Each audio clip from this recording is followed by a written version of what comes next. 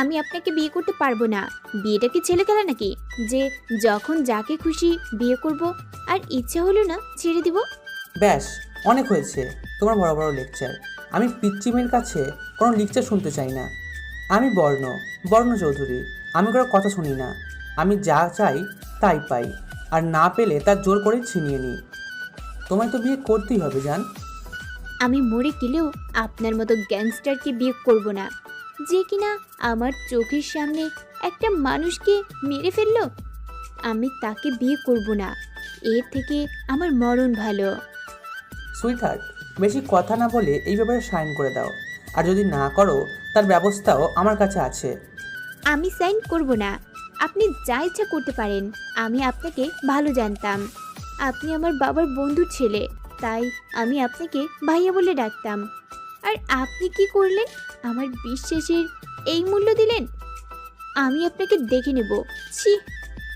আরে জান, পরে দেখে নিও, আগে সাইনটা করো। রাতে দেখো, যত খুশি তত। না, আমি সাইন করব না। ওকে। এই জনি রনি কামিং। বিন্দু সামনে তাকিয়ে চমকে যায়, কারণ দুইটা লোক তার বাবার মাথায় গান ধরে চোখ মুখ বাঁধা অবস্থায় নিয়ে এসেছে। ওর বাবা বলছে, তোমরা আমায় কোথায় নিয়ে যাচ্ছ এভাবে? আমার চোখের বাঁধন খুলে দাও। আমি বেলাল জামান, বিশিষ্ট বিজনেসম্যান। একবার শুধু চোখের বাঁধন খুলে দাও, তারপর দেখবো তোমাদেরকে কে বাঁচাবে। আমার গায়ে হাত, কার এত বড় সাহস? জনি রনি, ওনার বাঁধন খুলে দাও। Yes sir. শ্বশুরমশাই, দেখে নেন আপনার একমাত্র মেয়ে জামাইকে। আমার সাহসের জন্য আমি আপনাকে নিয়ে এসেছি। কি চিনতে পারছেন? বর্ণ, তুই আমাকে এইভাবে ধরে এনেছিস? লজ্জা করে না তো? বাবার বয়সী একজনকে কোনটা দিয়ে এভাবে ধরে এনেছিস? না, লজ্জা করে না। সেই দিন আপনার লজ্জা করেনি? এইভাবে বড় বড় ডায়লগ দিচ্ছেন। কি চাস তুই? চাই তো অনেক কিছু, কিন্তু এখন শুধু আপনার মেয়ে হলেই চলবে। আপনার মেয়েকে চাই আমি। বিন্দুর বাবা তখন খেয়াল করে বিন্দু চেয়ারে বসে কাঁদছে। মা মরা মেয়ে বিন্দু। বাবা তাকে খুব বেশি ভালোবাসে। বাবার জান হচ্ছে বিন্দু, খুব জেদি। যখন যেটা চায় তখন সেটাই দিতে হয়। দেখতে একদম পুতুলের মতো, গায়ের রং ফর্সা, চোখ দুটো মায়ায় ভরা, ঠোঁটের নিচে ছোট একটা তিল রয়েছে, যার জন্য তার সৌন্দর্য আরও বৃদ্ধি করছে। বয়স 17 বছর, ইন্টার সেকেন্ড ইয়ারে পড়ে। সবার চোখের মণি বিন্দু। পাপা, তুমি এসেছো? আমায় এখান থেকে নিয়ে যাও পাপা। ও আমায় মেরে ফেলবে। দেখো না, তোমার বন্ধুর ছেলে আমায় বিয়ে করতে চাচ্ছে। বলে বিন্দু ওর পাপার কাছে যেতে নয়, আর বর্ণ তার হাত টেনে নিজের কাছে নিয়ে আসে। মাউনি, তুমি চিন্তা করো না, আমি তোমায় নিয়ে যাব এখান থেকে। আর তুমি কী সব বলছো? ও আমার বন্ধু ছিল না। কিন্তু ওই গ্যাংস্টারটা তো তাই বলেছে আমায় পাপা। বর্ণ, আমার মেয়েকে ছেড়ে দে। ওর যদি কিছু হয় আমি কিন্তু তোকে ছেড়ে দেবো না। আমি বুঝতে পারছি এই সব কিছু তোর সাজানো। ভালোই ভালোই বলছিস, ছেড়ে দে। ছেড়ে তো দিব পাপা, তার আগে বিয়েটা করে নি। সবে তো শুরু। তোর বিনাশের দিন শুনতে থাক জামান। আমি ফিরে এসেছি তোর পাপের বিনাশ করতে, গ্যাংস্টার রূপে। ছাড়বো না কাউকে আমি। নাও সাইন করো। না। রনিজনি, স্টার্ট নাও। রনিজনি বিন্দুর বাবার মাথায় গান চালাতে নেয়। বিন্দু বলে ওঠে, না, আমি রাজি। আমার পাপাকে মেরো না। না মাউনি, তুমি এই বিয়ে করো না। ও তোমার ক্ষতি করবে। বর্ণ, তুই আমার উপর প্রতিশোধ নে। আমার উপর তো তোর ক্ষোভ। তুই আমার মেয়ের এত ক্ষতি করিস না। ওকে ছেড়ে দে, ও এখনো ছোট আছে। নো নো, আমি এত বড় কাঁচা খেলোয়াড় না। তোর দুর্বলতা হচ্ছে তোর মেয়ে। শো, তোর মেয়েকেই আমি চাই। নাও সাইন করো। ভাইয়া প্লিজ আমাদের ছেড়ে দেন। ওর মুখ থেকে ভাইয়া শুনে বর্ণ আরও রেগে যায়। এই মেয়ে, আমি তোমার কোন জন্মের ভাই লাগি? আর এইভাবে বানরের মতো লাফাচ্ছ কেন? বিন্দু কেঁদে কেঁদে বলে, আপনি আমার এই জন্মের ভাই লাগেন। কে জানে ওই জন্মে হয়তো আপনি বানর ছিলেন। আমি আপনার কলা খেয়ে ফেলেছিলাম বলে আপনি প্রতিশোধ নেওয়ার জন্য এই জন্মে মানুষ হয়ে আমায় বিয়ে করেছেন। আমি আমার কলা খেতে বেশি লাইক করি। আমি আপনাকে অনেকগুলো দিব। বানর ভাই, আপনি আমায় ছেড়ে দেন। বর্ণ ওর কথা শুনে হাসবে না কাঁদবে বুঝতে পারছে না। এত বোকা বোকা কথা যে ও বলে তা জানা ছিল না। ও অনেক কষ্টে হাসিটা চেপে রেখে পেপার এগিয়ে দেয় সাইন করার জন্য। বিন্দু বাচ্চাদের মতো কাঁদছে আর ওর বাবার দিকে তাকাচ্ছে। কোনো মেয়ে চায় না যে তার বাবা মা তার জন্য জীবন দেয়, তেমন বিন্দুও চায় না তার বাবার কোনো ক্ষতি হোক। তার জন্য ও কিছু একটা ভেবে সাইন করে দিল। বর্ণ আগেই সাইনটি করেছে, তাই বিয়েটাও হয়ে গেল। কাজী সাহেব বিয়ে পড়ানো শুরু করে। দুইজনেই 3 বার কবুল বলে বিয়েটা স্বীকার করে। বিন্দু কেঁদে কেঁদে ওর পাপার কাছে যেতে জড়িয়ে ধরে। মামুনি, আমি কিছু করতে পারলাম না তোমার জন্য। আমার সামনে ও তোমায় বিয়ে করলো জোর করে। আমি বেঁচে থেকে কি করলাম? আমার মেয়ের সর্বনাশ আমায় দেখতে হলো কেন? কেন আমি বেঁচে আছি? বর্ণ বলে ওঠে, নিজের সর্বনাশ দেখার জন্য শ্বশুরমশাই, আজ থেকে আপনার কাছ থেকে একে একে সব কেড়ে নেব আমি। বিন্দুর হাত ধরে বলে, চলো। না, আমি কোথাও যাব না আমার বাবাকে ছেড়ে। এই মেয়ে, আমার সাথে চলো। আজ থেকে আমি যা বলবো তুমি তাই শুনবে। আজ থেকে আমি তোমার স্বামী, তুমি মিসেস বর্ণ চৌধুরী, বিন্দু জামান না। সো চলো আমার সাথে। মামুনি, তুমি যাও, আমি তোমায় আমার কাছে নিয়ে আসবো। চিন্তা করো না, একদিন সহ্য করো। জনিরনি, ওনাকে সসম্মানে বাসায় দিয়ে এসো। জি স্যার। যান, চলো আমার সাথে। বলে বর্ণ বিন্দুকে কোলে নিয়ে গাড়িতে বসিয়ে স্টার্ট করে। গাড়ি যায় চৌধুরী নিবাস। বিন্দুকে কোলে করে গাড়ি থেকে নামিয়ে সামনের দিকে হাঁটতে শুরু করে বর্ণ। বিন্দু দেখছে কত সুন্দর মনে হচ্ছে ফুলের বাগান। অনেকগুলো ফুল, চারিদিকে ফুলের গন্ধে মোহমোহ করেছে। মাঝে একটি দোলনাও আছে, পাশে রয়েছে ঝর্ণা। সব মিলিয়ে খুব ভালো লাগছে বিন্দুর। ও ভুলে গেছে ও বর্ণের কোলে আছে। বর্ণ বিন্দুকে নিয়ে বাড়ির মেন গেটে পা রাখে। মণিমা, মেয়েটিকে বর্ণ কাউকে কৈফিয়ত দেয় না। চুপ বেয়াদব, কিছু বলি না বলে এই না যে তুমি মাথায় চড়ে বসবে। আগে জানতাম তুমি গুন্ডামি করলো মেয়েদের সম্মান দিতে জানো, কিন্তু না, আমি ভুল। কোথা থেকে কোন মেয়েকে জোর করে নিয়ে এসেছো? ব্যাস, তোমার কথা বলা শেষ? না, তুমি এক্ষুনি মেয়েটাকে সসম্মানে তার বাড়িতে দিয়ে এসো। ভুলে যেও না, আমি আনোয়ার চৌধুরী এখনো বেঁচে আছি। আমি বেঁচে থাকতে আমার ছেলের করে যাওয়া শখের বাড়িতে এসব গুন্ডামি তো করতে দিবই না। গুন্ডামি যদি করতে হয় তাহলে বাহিরে যেয়ে করো, এই বাড়িতে না। বিন্দু এসব শুনে চোখ অফ করে আসে। বাসার সবাই নীরব দর্শকের মতো দেখছে, কারণ এখানে যে দুইজন কথা বলছে তাদের দেখে এই বাসার সবাই ভয় করে। মণিমা এই ভদ্রমহিলাটি হচ্ছে বর্ণের দাদি। এই বাড়ির সব কিছু তার কথা মতো সবাই চলে, শুধু বর্ণ ছাড়া। মণিমা, আমি কোনো মেয়েকে তুলে নিয়ে আসিনি।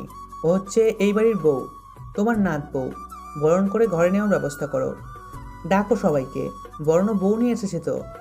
মণিমা সহ উপস্থিত সবাই বড় সড় শখ খায়, কারণ সবাই জানে বর্ণ চৌধুরীর মেয়ের প্রতি কোনো ইন্টারেস্ট নাই।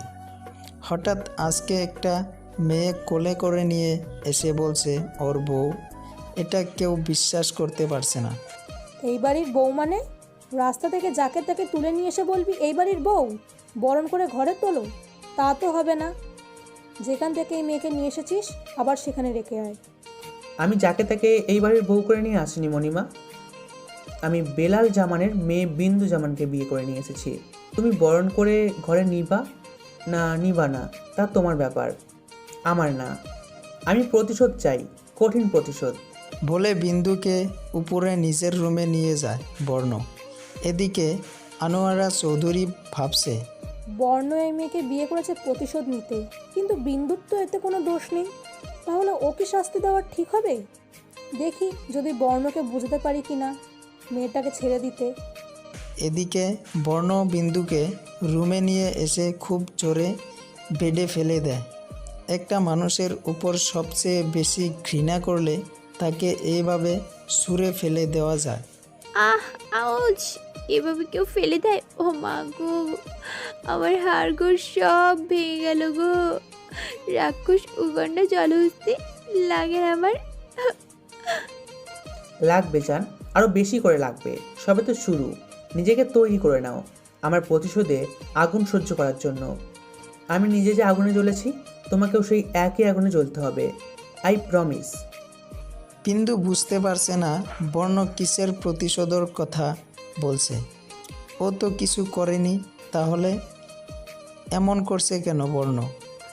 বিন্দু বর্ণকে চেনে 3 মাস যাবৎ। প্রথমে বর্ণ বিন্দুকে তার বাবার ফ্রেন্ডের ছেলে বলে পরিচয় দেয়, বাট বিন্দু বিশ্বাস করে না। পরে আস্তে আস্তে বর্ণ ওদের ফ্যামিলির সব কথা বলে। বর্ণের বাবার সাথে বিন্দুর বাবার ছবি দেখায়, আর কিছু ফ্যামিলির ছবি দেখায়। সেই ছবিগুলোতে 2 ফ্যামিলির সবাই আছে। তারপর থেকে বিন্দু বর্ণের সাথে মাঝে মাঝে কথা বলতো, কিন্তু সেভাবে না। আজ বিন্দু কলেজ ছুটির পরে বাহিরে এসে গাড়িতে উঠতে যাবে, আর তখনই বর্ণ তাকে জোর করে তুলে নিয়ে আসে। তারপরে ঘটনাগুলো তো আপনারা জানেন। বর্ণ বিন্দুর খুব কাছে চলে আসে। বিন্দু রেগে যেয়ে বর্ণের শার্টের কলার ধরে বলে, তুই গুন্ডা হতে পারিস, কিন্তু আমার কাছে দেখাতে আসবি না। ভুলে যাস না আমি বিন্দু জওয়ান। আমিও দেখে নেব তুই কি করতে পারিস। আর সাবধান করছি, আমায় ছোঁয়ার চেষ্টাও করবি না, তাহলে ভালো হবে না। আর তুই কিসের প্রতিশোধের কথা বলছিস? হ্যাঁ, আমি তোর কোন জন্মের পাকা ধানে মই দিছি। রাগ করলে বিন্দুর মাথা ঠিক থাকে না, তাই সে রাগের মাথায় কথাগুলো বলে দেয়। আমার কলার ছাড়ো। বর্ণ চৌধুরীর কলার ধরা এত বড় সাহস তোমার? মুখে তোতাপাখির মতো কথা ফুটেছে, তাই না? কথা থাকবে না। আর কি যেন বলেছিলে? কিসের প্রতিশোধ? কোন জন্মের প্রতিশোধ, তাই না? পরে বুঝতে পারবে। আর তোমাকে ছোঁয়া যাবে না বলছো তো? রেডি থেকেও আজ রাতের জন্য। বর্ণ কথাগুলো বলে ওয়াশরুমে যায়, আর বিন্দু এইদিকে কাঁদছে আর বলছে তার সাথে এমন কেন হলে? তার কি অপরাধ? কোনো অপরাধে বর্ণের মতো একজনকে তার স্বামী হিসাবে পেল তার লাইফে। এদিকে আনোয়ারা চৌধুরী এসেছিলে বর্ণকে রাজি করানোর জন্য, যাতে তার অন্ধ জীবন ও প্রতিশোধের সাথে যেন বিন্দুর মতো নিষ্পাপ মেয়েকে না জড়ায়। কিন্তু বিন্দুর আর বর্ণের বলা কথাগুলো সে শুনতে পারে। এই সেই মেয়ে যে বর্ণর মতো গুন্ডা রাগী জেদি ছেলেকে ঠিক করতে পারবে। ওর ভালোবাসা দিয়ে বর্ণের প্রতিশোধের আগুন নিভিয়ে দিবে। যদি আমি মেয়েটাকে ভুল না চিনি, মেয়েটাকে যে করেই হোক এই বাড়িতে রাখতেই হবে। বলে নিচে গেল। কুসুম, ভোলা, কোথায় তোরা? বাসায় নতুন বউ এসেছে, সেই দিকে কি তোদের খেয়াল আছে? কুসুম আর ভোলা হলো এই চৌধুরী বাড়ির কাজের মেয়ে ও ছেলে, খুব বিশ্বস্ত তারা। বলো মণিমা, কি করতে হইব? আর ভোলা তো বাহিরে গেছে ফুল আনতে। আজ আমাগোর ছোট সাহেবের বাসর হইব, সেই জন্য ছোট সাহেব নিজে দিয়া পাঠাইছে। ও, তুই বর্ষাকে আমার কাছে ডেকে নিয়ে আয়। আচ্ছা। কিছুক্ষণ পর মণিমা আমায় ডেকেছিলে? দিদিমণি, এসো আমার কাছে। এই নাও। মণিমা, এগুলো দিয়ে আমি কি করব? এই বেনারসি আর গহনাগুলো দিয়ে তোমার বৌমাকে সাজিয়ে দাও। কিন্তু কোনো কিন্তু না, আমি বিয়েটা মেনে নিয়েছি, আর তোমরা সবাই বিন্দুকে এই বাড়ির বৌমণি হিসেবে মেনে নিবা। ওকে মণিমা। বর্ষা হচ্ছে বর্ণের একমাত্র ছোট বোন, খুব মিষ্টি দেখতে। বর্ণ যতটা জেদি ও ততটা শান্ত, সবার আদরের সে। বিন্দু বসে থেকে কাঁদছে। বর্ণ ওয়াশরুম থেকে বের হয়ে সজোরে দরজা লাগিয়ে দিয়ে বাহিরে যায়। বিন্দু করগলার আওয়াজ পেয়ে সেই দিকে তাকায়, দেখে তার মতো বয়সের মিষ্টি একটা মেয়ে। কি তুমি আমায় চিনতে পারছো না, তাই তো? আমি হচ্ছি রায়বাঘিনী। বিন্দু ওর দিকে জিজ্ঞাসার ভঙ্গিতে তাকিয়ে থাকে। ও সরি, বুঝতে পারছো না তো? আমি তোমার একমাত্র ননদ বর্ষা, বৌমণি। বলে জড়িয়ে ধরে বিন্দু বর্ষা এভাবে জড়িয়ে ধরাতে খুব ভালো লাগছে। মনে হচ্ছে ও যেন বিন্দুর আপনজন, অথচ আজকেই প্রথম দেখেছে। বর্ষা আরও অনেক মজার মজার কথা বলে বিন্দুকে হাসাচ্ছে। বিন্দু যেন এ বাড়িতে কাছের ও কথা বলা মতো মানুষ পেল। বৌমনি দেখো তোমাকে কত সুন্দর করে সাজিয়েছি।